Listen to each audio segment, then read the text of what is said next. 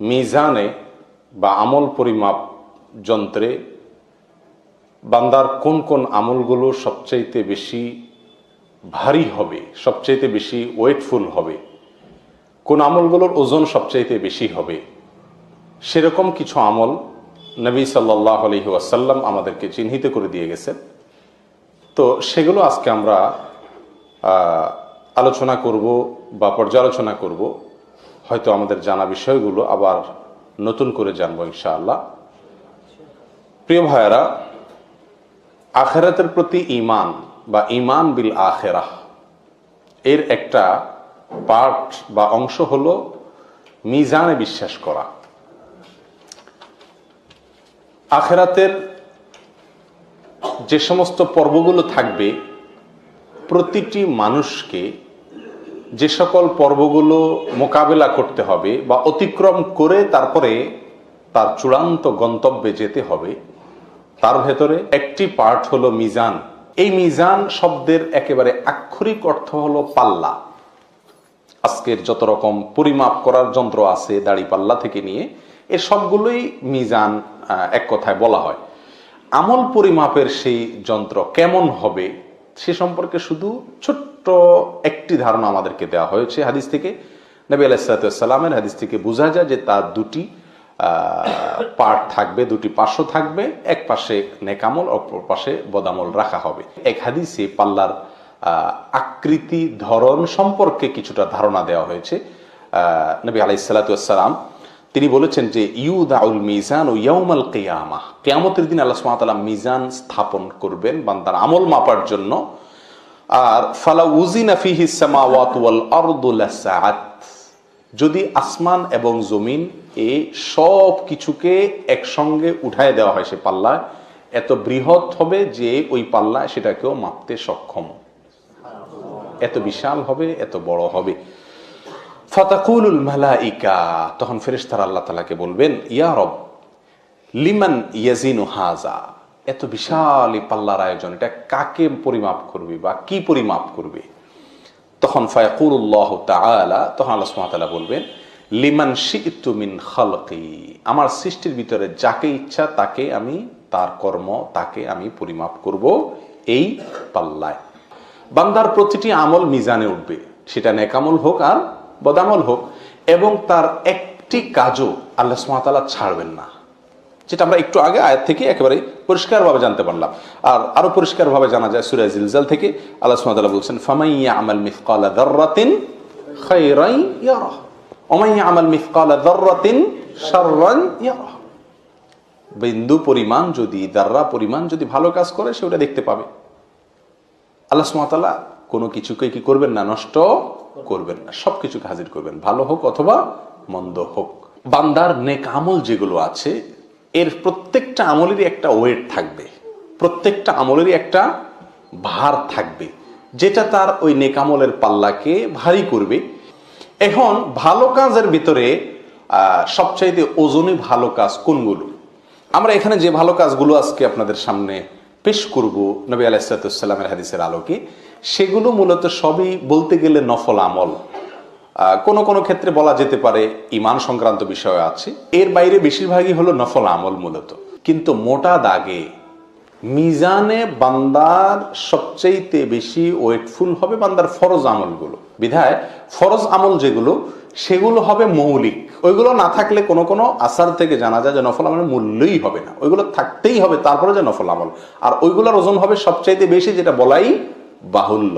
এগুলো হলো ফরজ বাদে যে নফল আমল সেগুলোর কথা। যাই হোক, তার ভিতরে সর্বপ্রথম যে আমলটি মিজানের পাল্লাকে সবচাইতে বেশি ভারী করবে সেটা হবে তাহলিল। তাহলিল, তাহলিল কি? লা ইলাহা ইল্লাল্লাহ, লা ইলাহা ইল্লাল্লাহ এই বাক্যটি, এটি হবে মিজানের পাল্লায় সবচাইতে ওজনী বাক্য। কোন কোন বর্ণার ভাষ্য অনুযায়ী কালিমায়ে শাহাদাত পুরাটুকু চলে আসে, আশহাদু আল্লা ইলাহা ইল্লাল্লাহু ওয়া আশহাদু আন্না মুহাম্মাদার রাসূলুল্লাহ, এই পুরাটুকুই চলে আসে। এই বাক্যটুকু হবে কিয়ামতের ময়দানে স্থাপিত মিজানের সবচেয়ে ভারী আমল।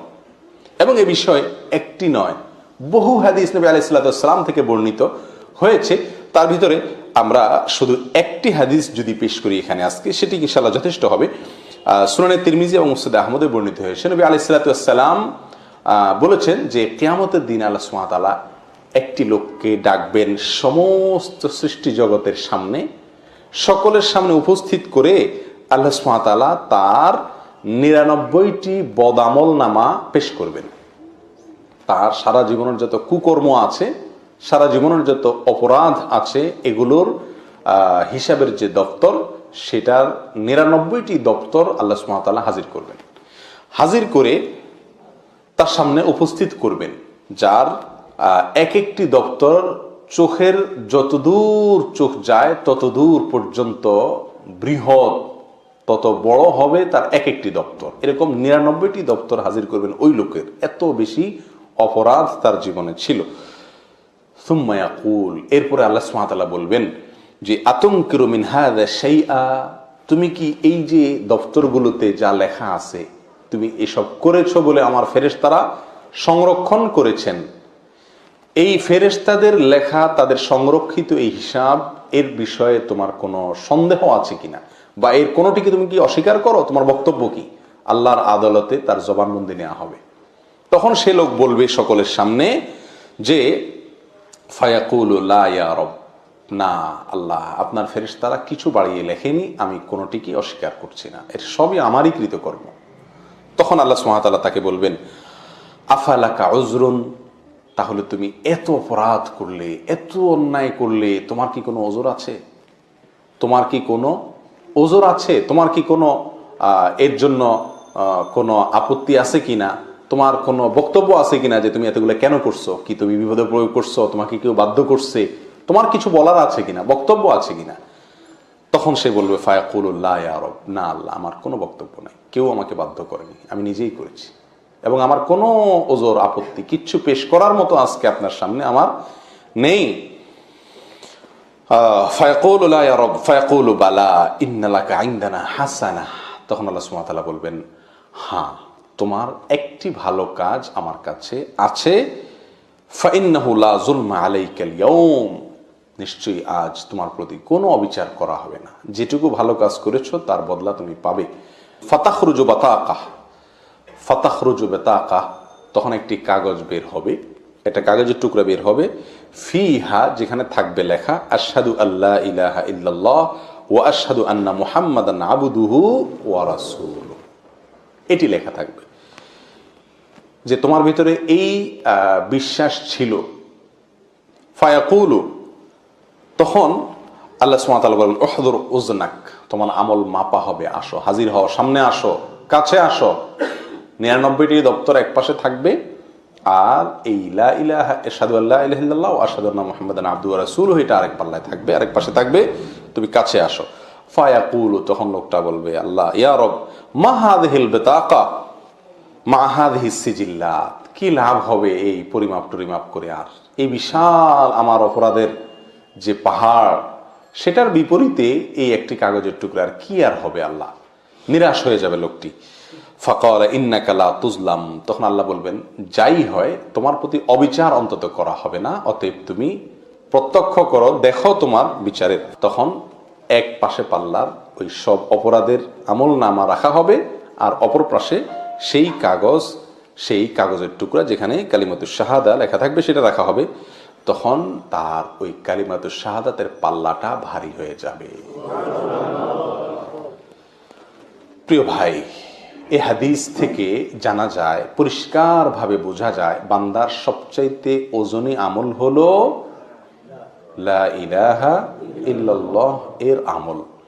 এখন কথা হলো, তাহলে তো এই হাদিস থেকে আমরা একটা বার্তা পেয়ে যাচ্ছি যে যত অপরাধী করা হোক পাহাড় সমপরিমাণ হয়ে যাবে, কোনো সমস্যা নাই, শুধুমাত্র লা ইলাহা ইল্লাল্লাহ জিকির সকাল সন্ধ্যা চালাইতে হবে, বলতে হবে বেশি বেশি করে, ব্যাস। ওই বেটার মাত্র একটা কাগজের টুকরা ছিল, আমরা কাগজ ভরে ফেলবো বলতে বলতে, কি বলেন? তাহলে তো বোধহয় রক্ষা হয়ে যাবে নাকি? না ভাই, হিসাব এত সহজ নয়। এখানে সেই লোকটির বিস্তারিত কোনো বিবরণ নবী আলাইহিস সালাম পেশ করেননি, হাদিসে শুধু এইটুকু বলা আছে। এখানে কি লোকটার ওই আশহাদু আল্লা ইলাহা ইল্লাল্লাহ আশহাদু আন্না মুহাম্মাদুর রাসূলুল্লাহ মুহাম্মাদান আবদুহু ওয়া রাসূলুহু এটা সে মুখে বলছে আর তাতে মুক্তি পেয়ে গেছে, ব্যাপারটি সেরকম, নাকি এর ঈমানটুকু তার কাছে অনেক হাই লেভেলের ছিল সেজন্য সে রক্ষা পেয়ে গেছে, নাকি আল্লাহ সুবহানাহু ওয়া তাআলা রহম করে তার এটার ওজন আরো বাড়িয়ে দিয়ে তাকে রক্ষা করেছেন, এর বিস্তারিত কোনো বিবরণ আমাদেরকে হাদিসে নবী আলাইহিস সালাম দেন নাই। বিধায় শুধুমাত্র লা ইলাহা ইল্লাল্লাহ বলবো আর যত কুকর্ম আছে সব করব, এর কোনো সুযোগ নাই। তওবার ব্যাপারটাও এরকম, আমরা যখন অনেকে তওবার ফজিলত শুনি, তওবা সংক্রান্ত হাদিসগুলো শুনি, তখন আমরা অনেকে মনে করি যে তাহলে তো মোটামুটি ডাইন বাম যে সমস্ত আকাম কুকাম করার আছে সেগুলো তো চালানো যেতে পারে, কারণ আল্লাহ তো ক্ষমাশীল। এবং অনেকে বলেও আমাদের সমাজে, আল্লাহ মাফ করুন, অপরাধ করে আবার নির্লজ্জের মতো দুঃসাহসিকতা দেখায় বলে যে আল্লাহ ক্ষমাশীল। এরা আল্লাহর ক্ষমাশীলতার গুণের কথা শুনছে, কিন্তু আল্লাহর কাহার এই গুণের কথা শুনেনি। আল্লাহ সুবহানাহু ওয়া তাআলা যে কাহার, আল্লাহ যে জব্বার, আল্লাহ কাহার এর রূপ কেমন হবে, আল্লাহর জব্বারের চিত্র কেমন হবে, এ সম্পর্কে এই আল্লাহর বান্দার ধারণা নাই। সেজন্য তিনি তওবার উপরে ভর করে জেনে শুনে সজ্ঞানে কি করছেন, অপরাধ করছেন। প্রিয় ভাই, বিষয়টি হলো ওই ব্যক্তির মতো যে ব্যক্তির কাছে চাকু আছে, আবার হাত কাটা গেলে, পাও কাটা গেলে সেটা সঙ্গে সঙ্গে ভালো হওয়ার মতো বা রক্ত বন্ধ হওয়ার মতো মলমও আছে। এই মলম আছে দেখে কোনো বুদ্ধিমান মানুষ চাকু দিয়ে নিজের শরীর কাটবে না। মলমটা হলো কেটে গেলে অজান্তে, অসতর্কতায় যদি কেটে যায় সেখানে মলম ব্যবহার করে, এটা হলো জ্ঞানীদের কাজ, সুস্থ মানুষের কাজ। আর অসুস্থ এবং অজ্ঞানী লোকদের কাজ, মূর্খদের কাজ, বোকা মানুষের, নির্বোধ মানুষের কাজ হলো যে তিনি কি করবেন, মলম যেহেতু আছে সেহেতু তিনি চাকু ব্যবহার করেন, যে মলম যেহেতু আছে তাহলে এটা কেটে নেই। এটা পৃথিবীর কোনো বুদ্ধিমান মানুষ করবে না। অর্থাৎ তওবা আছে সেজন্য আমি কুকাম করে নিব, লা ইলাহা ইল্লাল্লাহর পাল্লা দিয়ে আল্লাহ আমার ভারী করে দিবে, ব্যাপারটা এত সহজ নয়। প্রিয় বন্ধু, আখিরাতে নাজাতের জন্য কোন একটি আমলের প্রতি ভর করা, ভরসা করে বসে থাকা, এর চাইতে বা দু চারটি আমলের প্রতি ভরসা করে বসে থাকা, এর চাইতে নির্বুদ্ধিতা, এর চাইতে বোকামি আর কিছুই নয়। তার মানে এই লোকটা আল্লাহ সুবহানাহু ওয়া তাআলার যে আসমা এবং সিফাতের প্রতি যে ইলম অর্জন করা জরুরি ছিল তার ঈমানের জন্য, তাওহীদুল আসমা ওয়াস সিফাত এর পয়েন্টে এসে এই লোকটি এত দুর্বল যে আল্লাহ সুবহানাহু ওয়া তাআলার প্রতিটি নামের যে বিস্তারিত বিশ্লেষণ আছে সেগুলো সম্পর্কে তার ধারণা নাই, অথবা সে বিষয়ে ঈমান নাই। না থাকার কারণে দু চারটি আমলের উপরে ভর করছেন। সবচেয়ে বড় কথা হলো, আমরা যত আমলের কথা শুনি আখিরাতে নাজাতের জন্য, প্রিয় বন্ধু, সে আমল রব্বুল আলামিনের কাছে যে মাকবুল হবে সেই গ্যারান্টি আমাদেরকে কে দিল?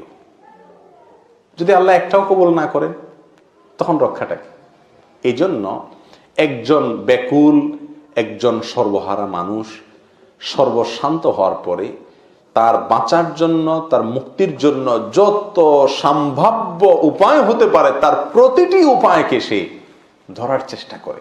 ঠিক না বেঠিক?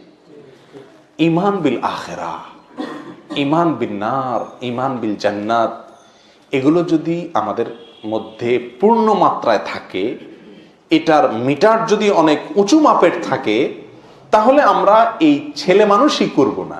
অর্থাৎ দু চারটি আমল পেলাম তাহলে তো মুক্তি সহজ হয়ে গেল, ব্যাপারটিকে এত ছোট, এত হালকা মনে করব না। বরং চাতক পাখির মতো চেয়ে থাকবো কোন আমলটি আমাকে মুক্তির জন্য পথ দেখায়, কোন আমলটি আমার নাজাতকে ত্বরান্বিত করে, যেটি পাবো, যে হাদিস থেকে পাবো, যে আয়াত থেকে পাবো, যেই জায়গা থেকে পাবো, হুমড়ি খেয়ে সেটাকে আঁকড়ে ধরবো। এটা হলো একজন এরকম ইমানদারের কাজ, যেই ইমানদার আখিরাতের প্রতিটি বিষয়ের প্রতি তার ইমানের মাত্রা অনেক হাই লেভেলের। আল্লাহ তাআলা আমাদেরকে সেরকম মাপের ইমানদার হওয়ার তৌফিক দান করেন। প্রিয় ভাই, তাহলে লা ইলাহা ইল্লাল্লাহ এই বাক্যটি, এই হাদিস একটি আমরা মাত্র পেশ করলাম কারণ সময় অল্প। এ বিষয়ে বহু হাদিস আছে যে হাদিসগুলোকে একসাথ করলে যার সামারি, যার সারসংক্ষেপ আমাদের সামনে চলে আসে যে এই হাদিস, এই লা ইলাহা ইল্লাল্লাহ এই বাক্যটি মিজানের পাল্লাকে ভারী করবে। এখন কি এই বাক্য মুখে বললেই ভারী হয়ে যাবে মিজানের পাল্লা, নাকি এই বাক্যের বিশ্বাস নিজের ভিতরে ধারণ করতে হবে? এই বাক্যের বিশ্বাসকে পরিপূর্ণ মাত্রায় সহি, সম্পূর্ণ বিশুদ্ধভাবে নিজের ভেতরে ধারণ করতে হবে। এটাকে ধারণ করার পরে যত মুখে বলবো তত বেশি সেটা ওয়েটফুল হবে ইনশাআল্লাহ।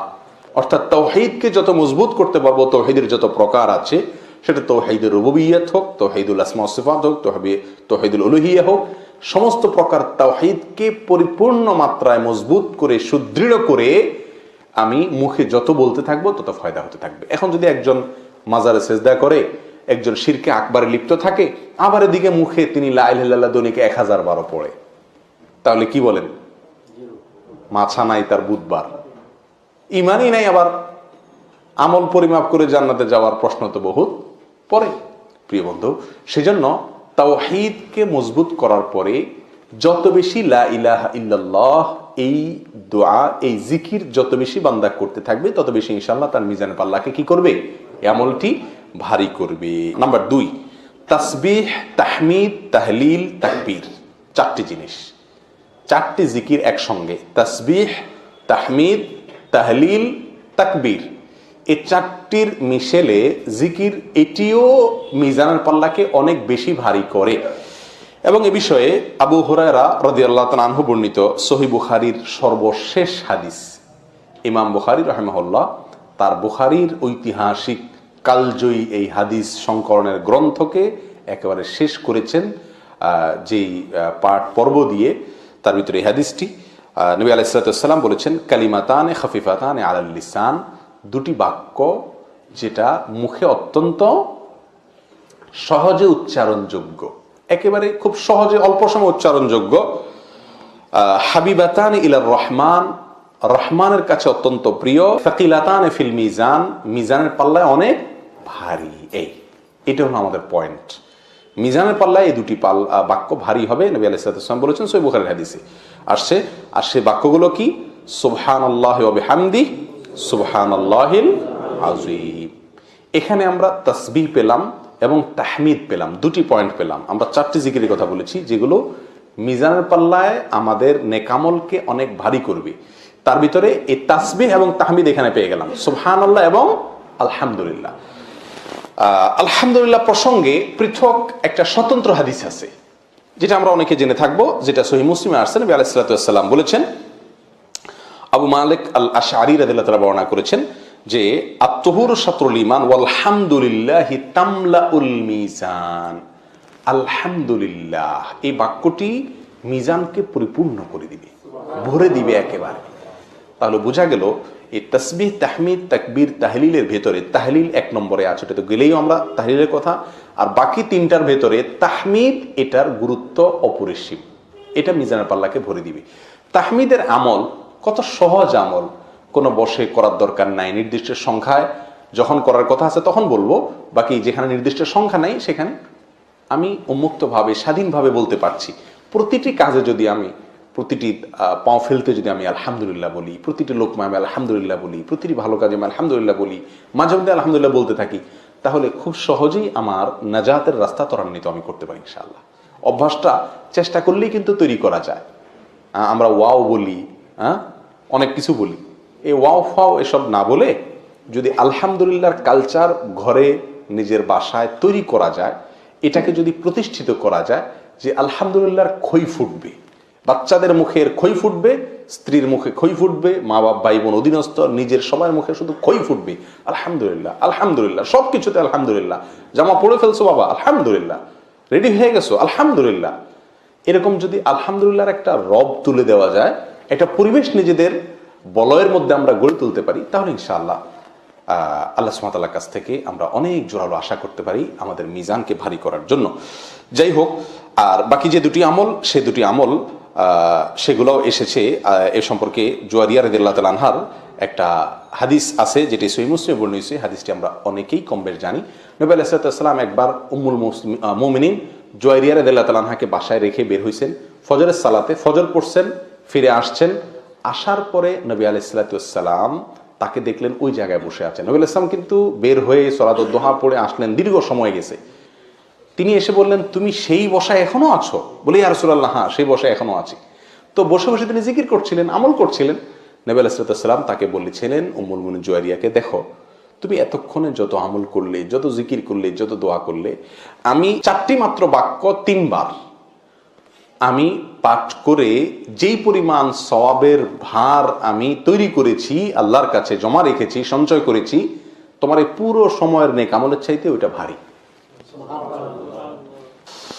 সুবহানাল্লাহি ওয়া বিহামদিহি আদাদা খালকিহি ওয়া রিদা নাফসিহি ওয়া জিনাতা আরশিহি ওয়া মিদাদা কালিমাতিহি। 4টি বাক্য, সুবহানাল্লাহি ওয়া বিহামদিহি আদাদা খালকি, অর্থাৎ আল্লাহর পবিত্রতা এবং প্রশংসায় বর্ণনা করছি তার যত সৃষ্টি জগতের যত সদস্য আছে, 18,000 মাখলুকাত না, যত আছে তত পরিমাণে, ওয়ারিদা নাফসি, এবং তত পরিমাণে যত পরিমাণ হলে আল্লাহ সন্তুষ্ট হয়ে যান, অত পরিমাণে আল্লাহর আমি পবিত্রতা এবং প্রশংসা বর্ণনা করছি। ওয়াজিনাতা আরশি, 3 নম্বর হলো আল্লাহর আরশের ওজন পরিমাণে আল্লাহর প্রশংসা এবং পবিত্রতা বর্ণনা করছি। 4 নম্বর অমিদাদা কালিমাতিহি, আল্লাহর যত কালিমাত আছে, তার যত কালি আছে সেটার সম পরিমাণে, ওটা লিখতে যত কালির প্রয়োজন হবে সেটার সম পরিমাণে আমি আল্লাহর পবিত্রতা এবং প্রশংসা বর্ণনা করছি। প্রিয় বন্ধু, এই আমলটি আজ থেকে আমরা যারা অভ্যাস আছে আলহামদুলিল্লাহ তো ভালো, আর যাদের অভ্যাস নেই তারা করে নি, সকালে ফজরের পরে এবং সন্ধ্যায় 3 বার করে সুবহানাল্লাহি ওয়া বিহামদিহি আদাদা খালকি ওয়া রিদা নাফসি ওয়া জিনাতা আরশি ওয়া মিদাদা কালিমাতি। করবো তো ইনশাআল্লাহ, একেবারে পাক্কা প্রতিজ্ঞা করে নেই, আমাদের প্রিয়জনদেরকে শিখাই দিই ইনশাআল্লাহ বিদিনিল্লাহ। তাহলে এই বাক্যের ভিতরে ওই যে তাকবীর, তাহমিদ, তাহলিল এগুলো আছে। 3 নম্বর আমল হলো 5 ওয়াক্ত সালাতের পরে যে সমস্ত জিকিরগুলো আছে, দোয়াগুলো আছে, সেগুলোকে নিয়মিত করা এবং করার চেষ্টা করা। আমরা তো হুট করে সালামটা ফিরে দিতে পারলেই দৌড় দিয়ে কখন যাব, বাঁচাবো সেই চেষ্টা করি, যান বাঁচানোর চেষ্টা করি। অথচ এই 5 ওয়াক্ত ফরজ সালাতের পরে যে আমলগুলো আছে, জিকিরগুলো, তাসবিহগুলো, এগুলোর গুরুত্ব অপরিসীম। এই বিষয়ে একটি বর্ণনা আমরা শুধু আজকে পেশ করি, চলো যে আবু দাউদ, মুসনাদ আহমদ, তিরমিজি, নাসাই, ইবনে মাজাহ ইত্যাদিতে বর্ণিত হয়েছে। সহিহ তারগিব তারহিব আল্লামা আল-বায়হাকি রাহিমাহুল্লাহ হাদিসটিকে সহিহ বলেছেন। আব্দুল্লাহ ইবনে আমর রাদিয়াল্লাহু তাআলা আনহু বর্ণনা করছেন নবী আলাইহিস সালাম থেকে, তিনি বলেছেন যে 2টি অভ্যাস আছে বান্দার, এটা যদি কোনো মুসলিম বান্দা সংরক্ষণ করে, এটাকে নিয়মিত করে, এটাকে ধরে রাখে, কন্টিনিউ করে, এটাকে না ছাড়ে, তাহলে সে জান্নাতে প্রবেশ করবেই। তার জন্য জান্নাতে প্রবেশ করা সহজ হবে, জান্নাতে সে প্রবেশ করবেই। এবং সেই 2টি আমলের দোনোটি আমল অত্যন্ত সহজ, অত্যন্ত সহজ। অথচ নবী আলাইহিস বলছেন যে খুব কম মানুষই সে কাজটা, সে আমলগুলো করে। কি সেটা? প্রত্যেক সালাতের পরে 10 বার করে সে তাসবিহ পাঠ করবে, সুবহানাল্লাহ বলবে, ওয়াহমাদু 10 10 বার করে তাহমিদ করবে, অর্থাৎ আল্লাহর প্রশংসা আলহামদুলিল্লাহ এটা বলবে, আর 10 বার করে তাকবীর পাঠ করবে, অর্থাৎ আল্লাহু আকবার বলবে। তাহলে 30 বার যদি প্রত্যেক ওয়াক্তে হয়, তাহলে 5 ওয়াক্তে হবে 150 বার। নবী সাল্লাল্লাহু আলাইহি ওয়াসাল্লাম বলছেন যে ফাযাকা খামসুনা ওয়া মিআ বিল লিসান, মুখে সে 150 বার বলল দিনে, ওয়া আলফুন ওয়া খামসুমিআ ফিল মিজান, সে আখিরাতে মিজানের পাল্লায় গিয়ে এটাকে 1,500 পাবে। সুবহানাল্লাহ, এই 150কে সে 1,500 সেখানে পাবে। যাই হোক, এই হাদিসে আরো অংশ আছে, আপনার শোয়ার সময় 33 বার সুবহানাল্লাহ, 33 বার আলহামদুলিল্লাহ, 34 বার আল্লাহু আকবার, সেটার কথাও আছে। সেটাও যদি কেউ পড়ে তাহলে সেটাও সমহারে মিজানের পাল্লায় সে অতিরিক্ত আল্লাহ সুবহানাহু ওয়া তাআলার কাছে পাবে। তাহলে এটি একটি আমলের কথা বলা হয়েছে। এর বাইরেও যত আমল আছে 5 ওয়াক্ত সালাতের প্রত্যেকটা ফরজ সালাতের পরে সেগুলোকে, জিকিরগুলোকে, দোয়াগুলোকে বেশি বেশি করলে মিজানের পাল্লা ইনশাআল্লাহ এটা ভারী হবে। নাম্বার 4, সন্তান যদি ছোট অবস্থায় মারা যায় আর বাবা যদি সবর করতে পারেন, বাবা মা যদি সবর করতে পারেন, তাহলে এই আমলটি যে সবর করলেন, এই সবরটি স্পেশালি, যে কোনো সবরে ওয়েটফুল, কিন্তু এই সবরটি স্পেশালি তার মিজানের পাল্লাকে অনেক ভারী করে দিবে। আল্লাহ তাআলা আমাদের কাউকে বিপদ না দেখ, যদি এসে যায় তাহলে সবরের শক্তি আল্লাহ দেখ, সামর্থ্য আমাদেরকে দেখ। এক সাহাবী তার ছোট বাচ্চাকে অনেক ভালোবাসতেন, এত বেশি ভালোবাসতেন, কিছু কিছু বাবা আছেন যারা ভালোবাসাকে লুকাতে পারেন না, প্রকাশ হয়ে যায়, অনেক বেশি ভালোবাসেন সন্তানকে। তিনি তার ছোট শিশুকে নবী আলাইহিস সালামের কাছে নিয়ে আসতেন। তো মসজিদে আসলে মুহূর্তের জন্য, ক্ষণিকের জন্য বাবা এবং ওই ছেলে শিশু পৃথক হতেন না, সারাক্ষণ গা ঘেঁষে ঘেঁষে থাকতেন।